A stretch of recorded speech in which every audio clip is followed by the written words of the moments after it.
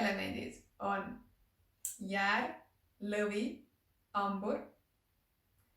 Õhuelemendid on kaksikud, on kaalud ja on veevalaja.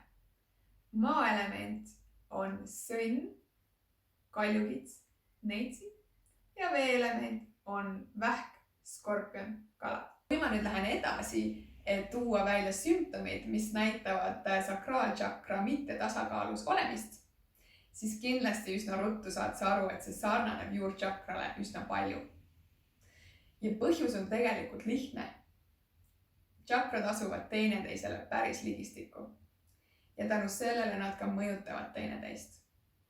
Ja see omakorda teeb hästi raskeks meile näpuga järgi ajamise, mida me täpselt tasakaalustama peame ja kui palju. Kaal on täiesti vaba. Ja siis hingad sisse, tõused varvastele, kõverdad põlved, vaatad Mati ette otsa, välja hingates aastad käte vahel. Hingad sisse, kasvad pikaks. Hingad välja. Hingad sisse, tuled üles. Hingad välja uuesti alla. Hingad sisse, lükkad avalud kokku. Hingad välja, käed matile, astud planku ja juba tuttav liikumine. Tood põlved matile, künarnukk mööda roideid, tood puusad alla, varbad alla.